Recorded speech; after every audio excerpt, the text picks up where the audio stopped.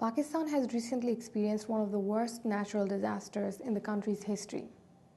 Nearly a fifth of the country remains underwater, and about 20 million people have been affected. We are here today with Ambassador Hussain Haqqani at the Pakistan Embassy in Washington, D.C.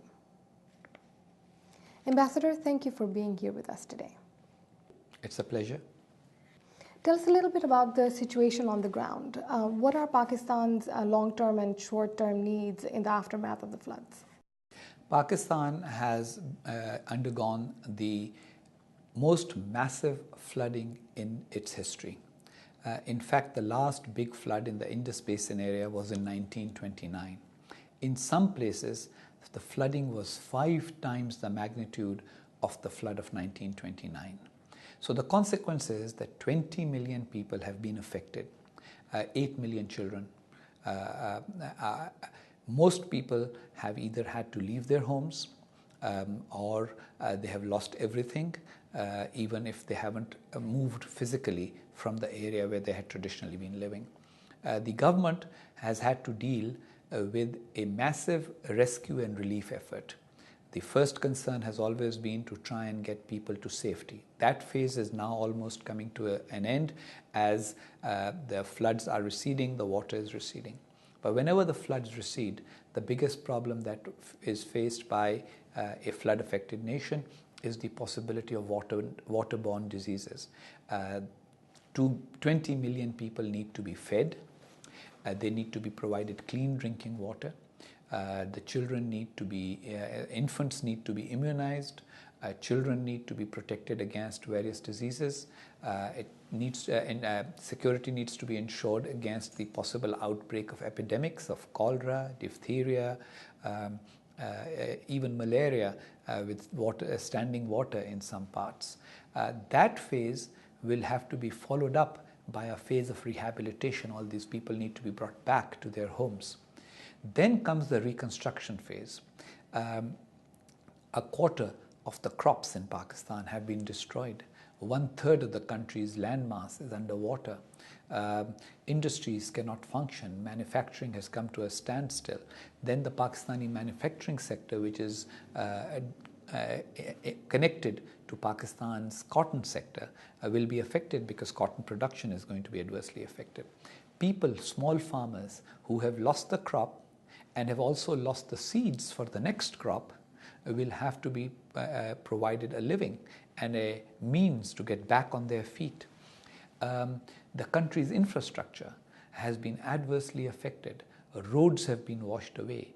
Railways have been washed away. Just to give you an example, in Swat, which is this picturesque valley up in the north of Pakistan, in Pakhtunkhwa province, there were 43 bridges across different rivers. All 43 bridges have been washed away. The oldest of these bridges was built in 1928. The newest built in 2008. So basically what we are looking at is 80 years of infrastructure washed away by this massive flood. And that is going to be a very, very difficult phase indeed. But even the relief and rescue phase of making sure that the people get dry rations, that they have a roof of some sort, some kind of shelter, whether it's a tent or some other makeshift accommodation, and that they are protected against diseases, especially waterborne diseases, and the whole country protected against epidemics. Those are concerns that are the most immediate concerns. What is the Pakistan Embassy in the US doing to support flood victims? We know that you were in Islamabad following the floods. What was your role there? The Pakistani community in the United States is almost 1 million strong. All of these people, I mean, you know, if on average every Pakistani living in the United States gives $100, we are looking at $100 million that could come that way. People don't have to give to the government. They can give to various NGOs and charity organizations and the United Nations. And the Pakistani embassy is primarily working on 3 different levels. First, we are dealing with the United States government and with the international financial institutions that are based in Washington, D.C. We are ensuring that they all know what the facts on ground are. We are coordinating their assistance. The United States was the first with the most aid offered to Pakistan for relief and rescue, for which we are grateful. The United States has provided helicopters with crews, which have been key in saving the lives of people who were trapped in the initial phase of the flooding, and especially in places where the floods came totally unexpected or without forewarning. There, those helicopters were very important. Then there has been economic and medical assistance that has been provided by the US. We are also coordinating the massive reconstruction phase programming and planning, because Pakistan will not be able to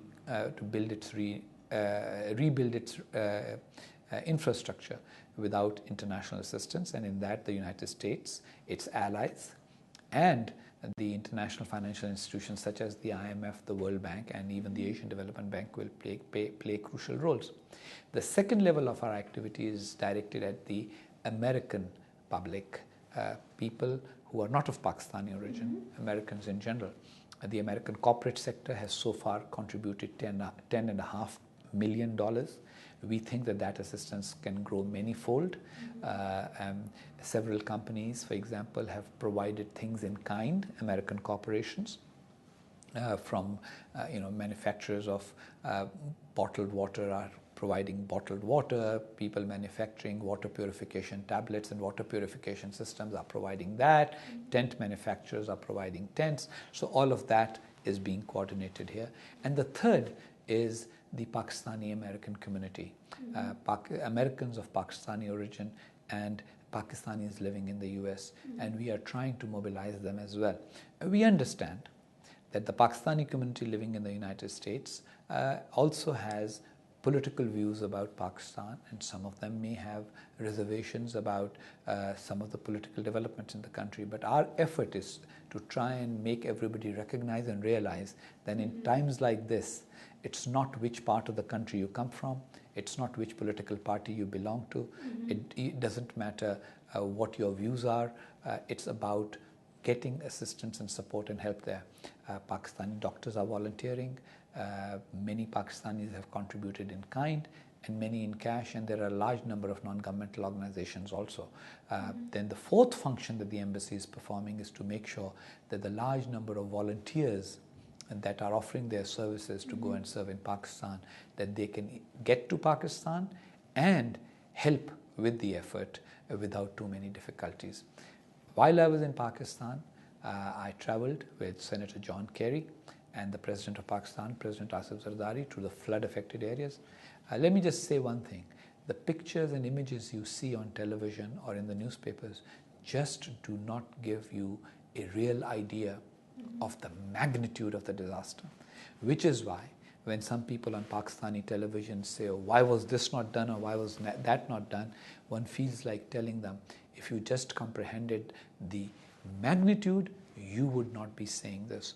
Because what I saw there was that you have towns and villages underwater for miles running. Getting just the basic necessities there is a logistical nightmare, because the road is flooded, the rails are flooded.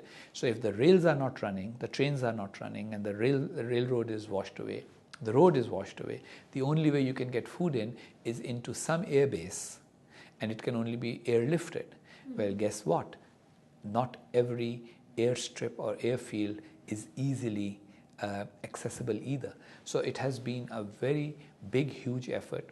The Pakistani military, Army, Navy and Air Force have been very prominent in providing the services, but that's mainly because they have the means, helicopters, boats that can get there. But all elements of Pakistani society and of government are also busy in dealing with what is a gargantuan tragedy. It's just the sheer magnitude. It's not easy for people to remember. And just to give you an example, at the time of partition, it was believed that 4 million people crossed over into Pakistan. So we were dealing with 4 million refugees in 1947. Today we are dealing with 20 million people. That is 5 times the number of people that were affected by the earthquake of 2005. And the land area is also much larger than before.